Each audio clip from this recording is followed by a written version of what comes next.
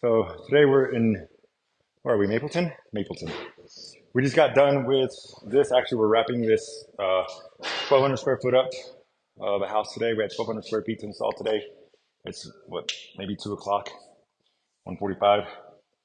I don't know, 2:18. And we're all done. We got Ismail over there that's just finishing up the last row. We got everything cleaned up. We're about to start papering. If you come take a look at our cuts, they're nice and tight. We need just enough an expansion gap for the rest of the floor, and that little corner be covered by a base or by the door jamb.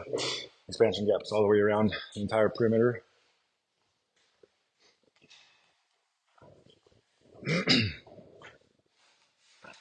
And with the stair nose on, we left a little bit of wiggle room for the carpenters.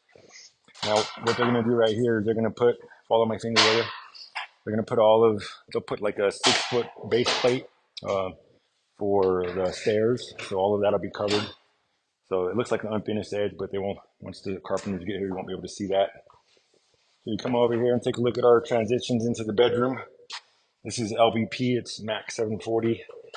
So this builder, he goes straight from carpet to LVP, so there's no transition. So we leave a nice clean cut against the bedroom doors so that the carpet can be tucked straight to it. It's a nice clean look. And I think this is the front office that they have.